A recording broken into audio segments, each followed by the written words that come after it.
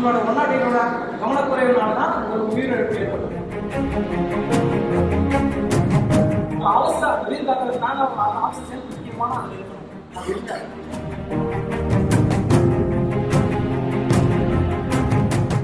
வண்டியில வந்து ஒன்னாட்டி என்ன சொல்லுங்க, ஒரு அவசர எதுக்கு அவசரம் உயிர் காக்க.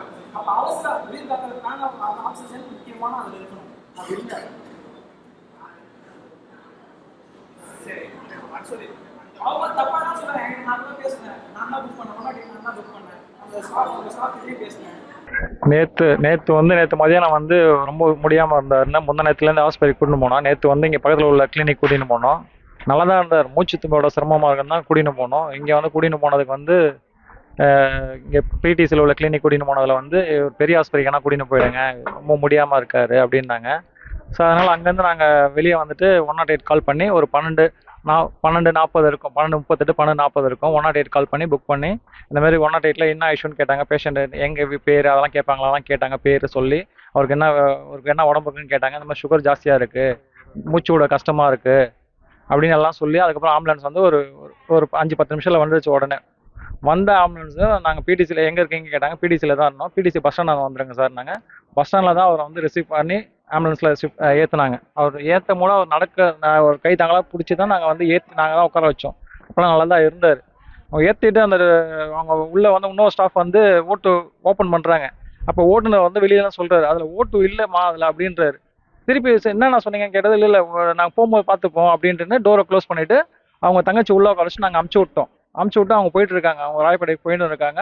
போகிற வழியில் கூட அவங்களோட அந்த ஓட்டுநரும் அந்த பணியாளரோட உரையாடல் என்ன இருக்குன்னா, நம்ம பெருங்குடி போயிட்டு நம்ம ஓட்டு எடுத்துன்னு போயிடலாம் அப்படின்னு சொல்லியிருக்காங்க.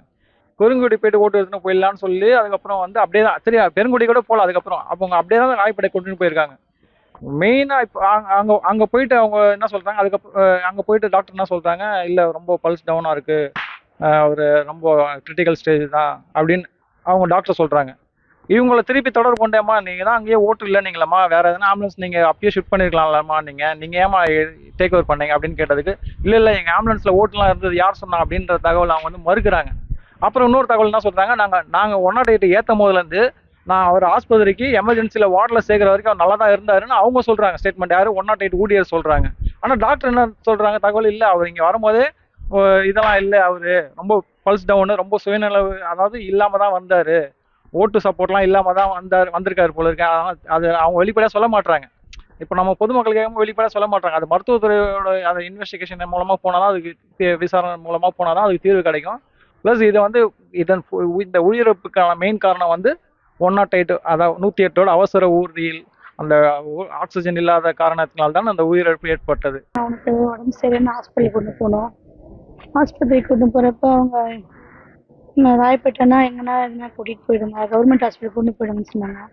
அங்கேருந்து வந்து 108க்கு கால் பண்ணி இந்த மாதிரி சீரியஸாக இருக்காங்க, முடியல.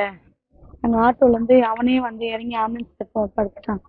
அவன் ஆட்டோலேருந்து வந்து ஆம்புலன்ஸில் படுத்துட்டு அவங்க சொல்கிறாங்க, ஏற்றிட்டாங்க, வண்டியில் ஏற்றிட்டு அவங்க 2 பேரும் டிஸ்கஷன் பண்ணுறாங்க. இதுமாரி ஆக்சிஜன் இல்லை, அதுக்கு அந்த பொண்ணு சொல்கிறாங்க, நம்ம போகிற வழியில் பார்த்துக்கலாம், பெருங்குடியில் பார்த்துக்கலாம் அப்படின்னு சொன்னாங்க. எனக்கு சரி பெருங்குடிக்கு போய் போட்டுப்பாங்க நினச்சி நான் விட்டுட்டேன். அவங்க ஏதோ ஒரு கவர் மாதிரி போட்டாங்க, இதுதான் பண்ணாங்க.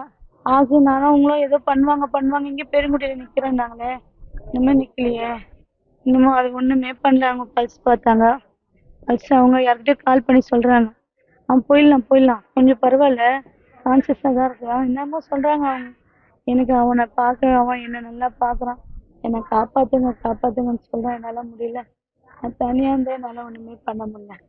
அவனை இட்டுன்னு போய் டாக்டர்கிட்ட போட்டு ஒன்றும் டாக்டர் ஆக்சிஜன் லெவல் கம்மியாயிடுச்சு, ஆக்சிஜன் லெவலே இல்லை, அதனால தான் இப்படி ஆயிடுச்சு, அட்டாக் ஆயிடுச்சு, ஆக்சிஜன் இல்லைன்ட்டாங்க.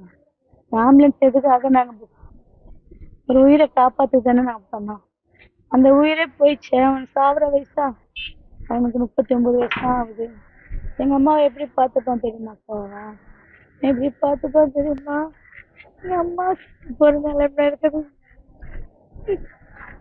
எங்கள் அம்மாவுக்கு உடம்பு முடியாமல் இருக்குது, அவன் செத்து போகிற நிலைமை இருக்கான். எங்கள் அம்மா வயசானவங்க அம்மா, இனிமேல் ஆம்புலன்ஸில் ஃபர்ஸ்ட் எய்ட்லாம் வச்சுக்கணும். இனிமே யாருக்கும் நடக்காத அளவுக்கு பார்த்துக்கிற உங்களுக்கு கெஞ்சி பண்ணி கேட்டுக்கிறோம். அது செஞ்சது எதுவுமே நாங்கள் உங்களை நம்பி நாங்கள் தான் ஏழைங்க நம்ப எது வேணாலும் பண்ணிடுவீங்களா? படிக்க தெரியல, இவங்க சாதாரண ஆளு அப்படின்னு நினச்சி நீங்கள் செஞ்சிடுவீங்களா? நாங்களும் மட்டும்தானே, எங்களுக்கும் குடும்பம் தானே இருக்கு, எங்களுக்கும் வலி வேதனைலாம் இருக்குல்ல. அவனுக்கு அவன் எந்த ஒரு பகத்தையும் காணல, போயிட்டான். பிளே ஸ்டோர் மற்றும் ஆப் ஸ்டோரில் இருந்து பாலிமர் செயலியை QR கோடு மூலம் பதிவிறக்கம் செய்யுங்கள். செய்திகளை உடனுக்குடன் பெறுங்கள்.